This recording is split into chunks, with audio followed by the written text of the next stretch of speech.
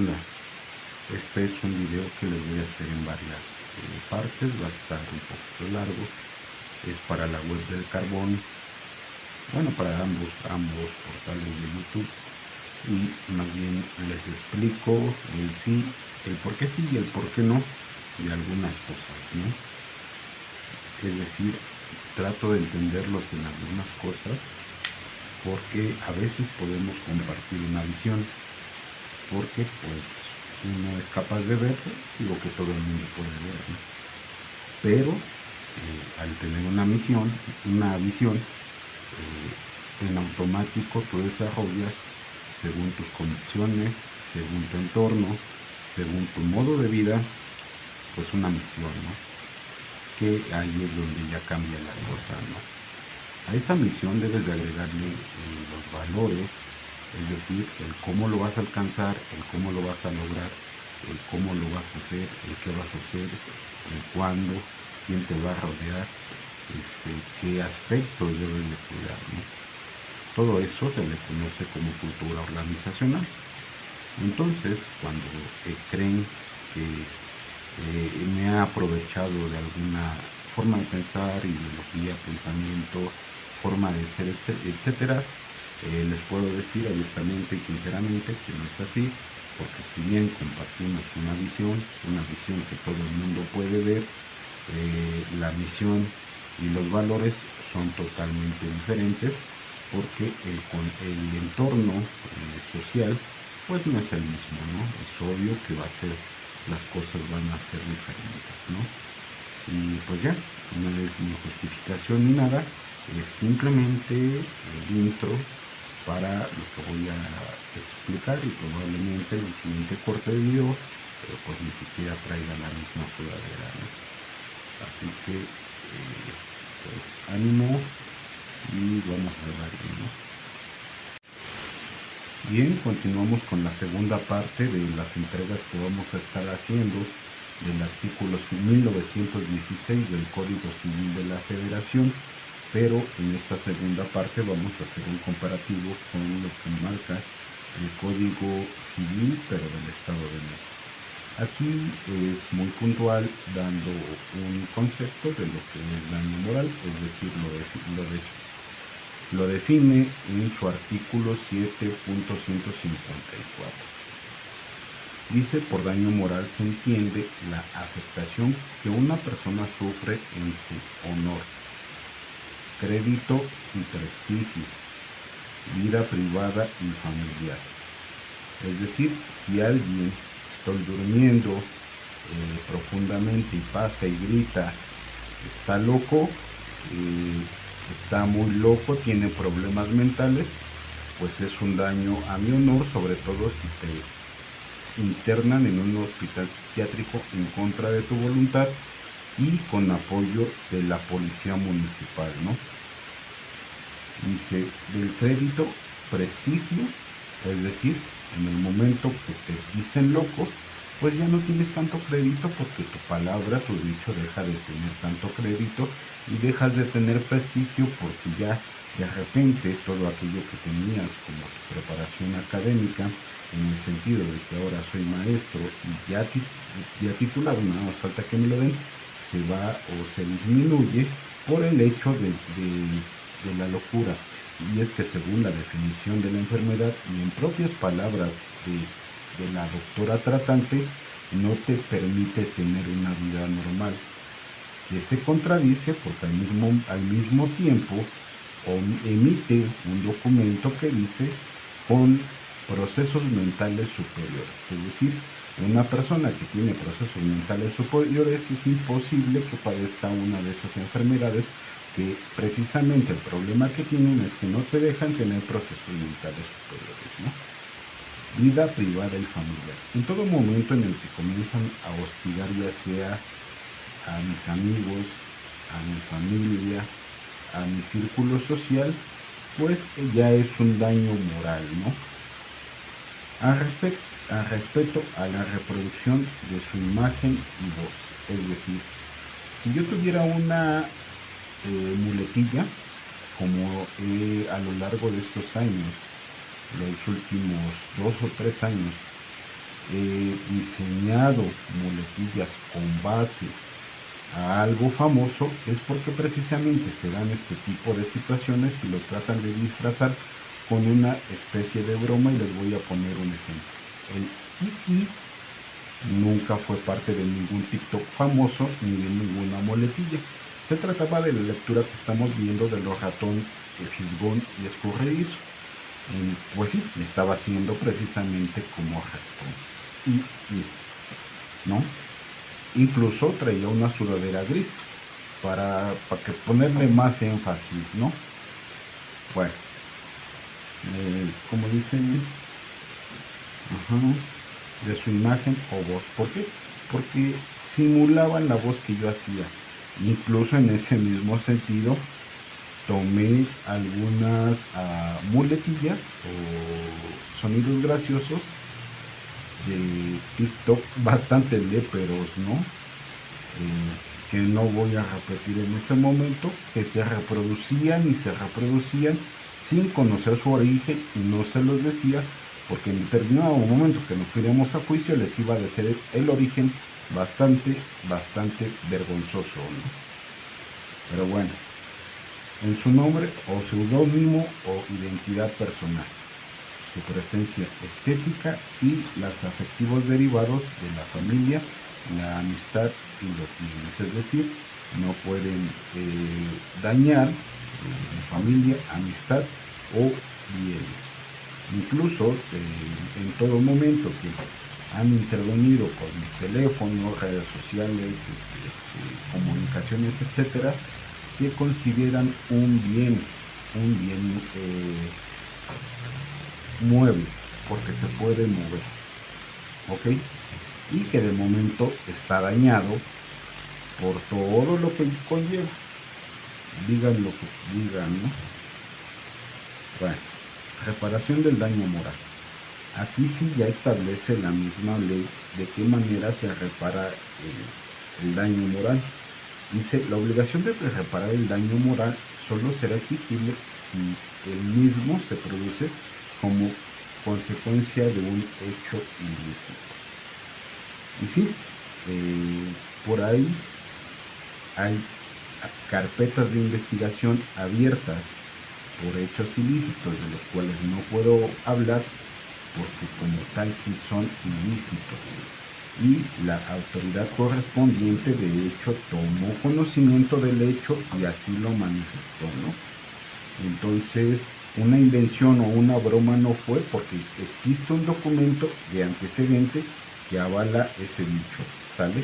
Entonces no se trató de ninguna broma pesada, como tal existió el hecho, están los documentos, carpetas de investigación y todo.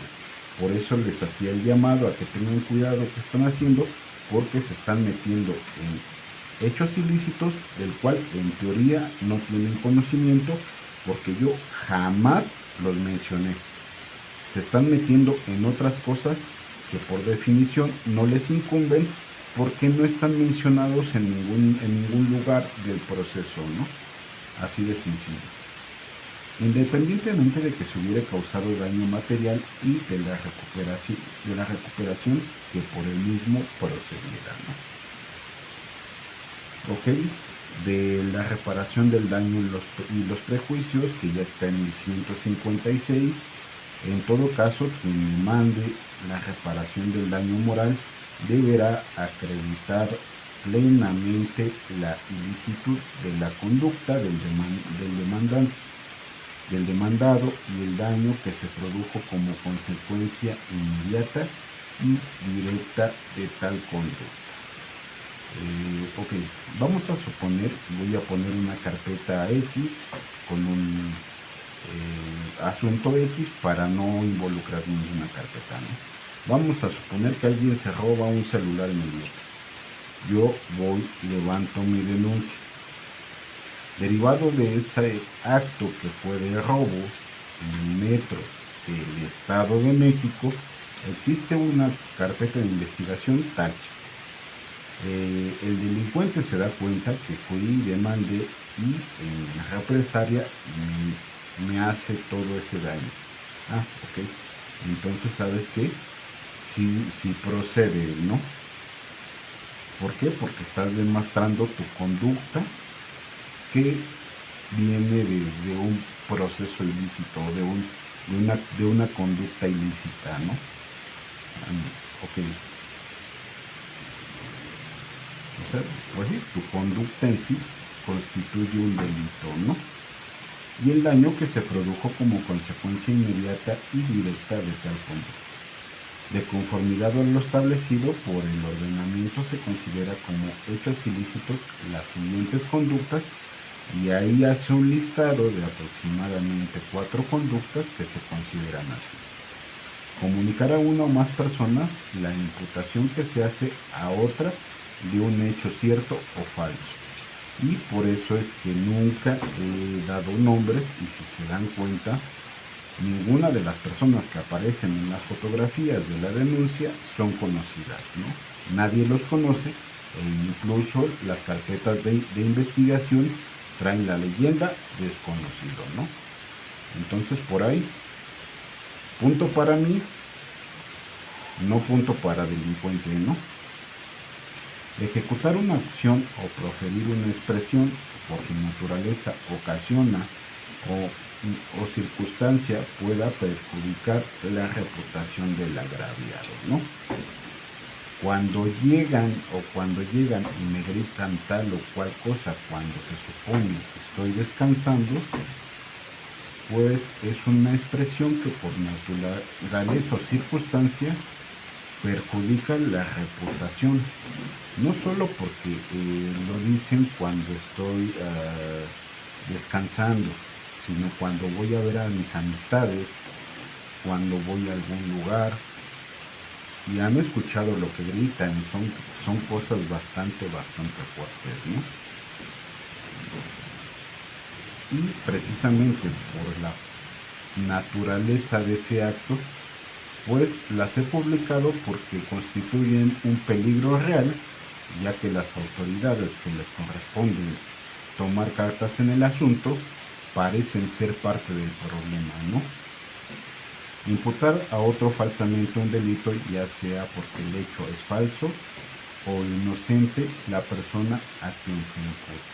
Yo por eso no estoy diciendo que alguien es culpable. Lejos de eso, no se han dado nombres, no se han dado circunstancias, no se ha dado nada que pueda identificar a alguien que esté directamente relacionado conmigo.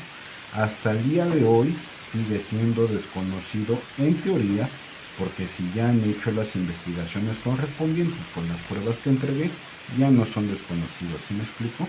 Pero hay otros temas y por eso la promoción del amparo, ¿no? Las derivadas de la controversia familiar, es decir, en este caso alguien de mi familia metiera las manos, pero no tendrían por qué meter las manos, ya que estoy hablando de temas 100% laborales.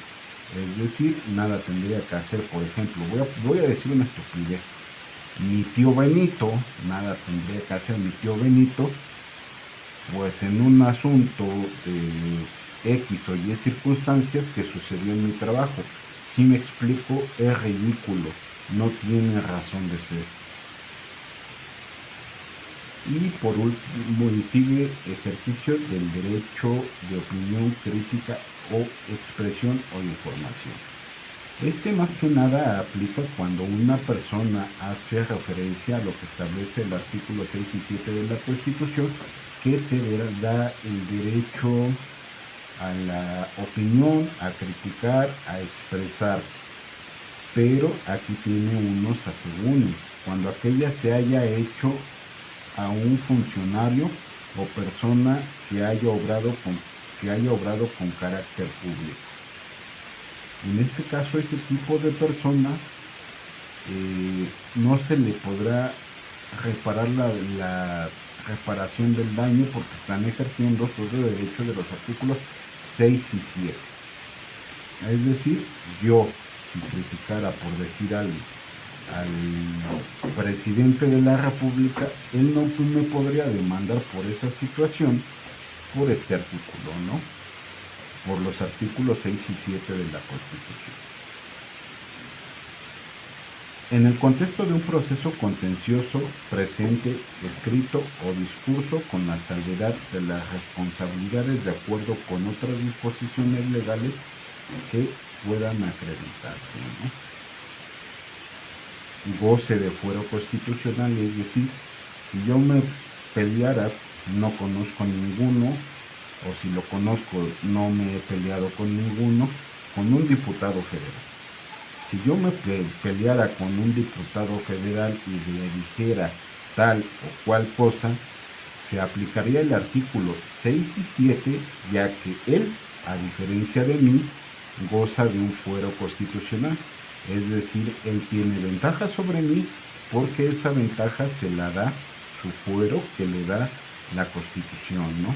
En ese caso, él no podría demandarme porque sería un abuso de la autoridad, y en ese tipo de abusos de la autoridad, y para eso sirven, son los amparos, ¿no? Y por último, en caso de simulación de un juicio. Ese punto no lo he visto, pero lo voy a investigar porque no sé a qué se refiere. Y cuando no conozco algo de qué se refiere, prefiero no opinar para no decir una sandez, ¿no? La acción de reparación no será transmisible, es decir, la acción de reparación no es transmisible a terceros por acto entre vivos y solo pasa a los herederos de la víctima cuando ésta la haya intentado en vida. Es decir, yo ya metí mi amparo, pero por X o Y llega el ratón Miguelito o el ratón Pérez o el ratón Vaquero y me mata, pues ya valió chetos, ¿no? Ahí el único, nadie más podría solicitar una reparación del daño más que mis herederos directos, que son quienes aparecen en tu testamento o, del caso contrario, los que establezca la ley, ¿no? Si yo demandara al tío Miguel, en ese momento el tío Miguel no sería dicho beneficiario, ¿no? Monto de la indemnización. El monto de la indemnización por daño moral lo determina el juez tomando en cuenta la afectación producida, el grado de responsabilidad, la situación económica del responsable y de la víctima, así como las demás circunstancias del caso. Es decir, si yo demandara a un empresario, pues no se puede comparar la demanda que yo llevo a cabo contra el empresario con mi situación económica que de momento no estoy laborando porque he estado participando en varios proyectos, entre ellos mi proceso de titulación, ¿no? Y por último, la publicación de la sentencia. Cuando el daño moral haya afectado a la víctima en su decoro, es decir, si voy a ir al sanitario, y eso me pasó en trabajo, y hay video, si voy a ir al sanitario y no puedo estar en paz haciendo una necesidad que es básica, que es elemental, no me estás permitiendo tener decoro en algo tan básico, ¿no? Honor.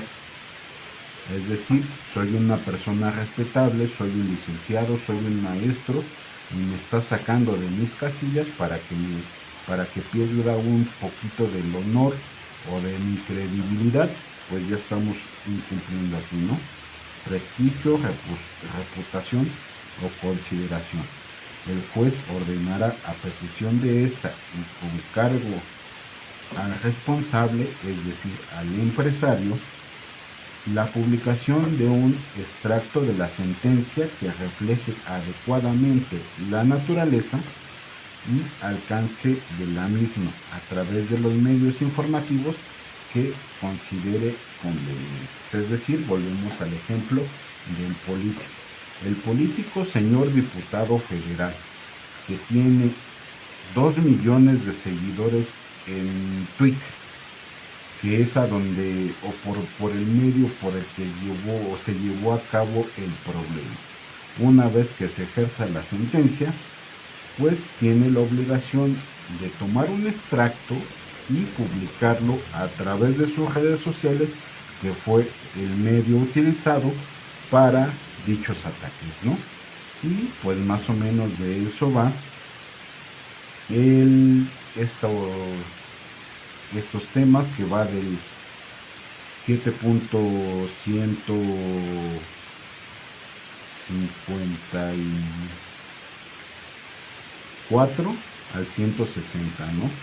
Son 6 articulitos que les dice cómo está la situación aquí en el Estado de México, para que si llegaran a tener alguno de estos problemas, no se dejen de ninguna manera, se defiendan. Y pues hasta ahí la dejamos.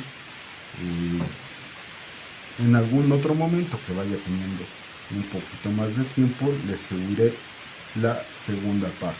Ánimo y que tengan buen día.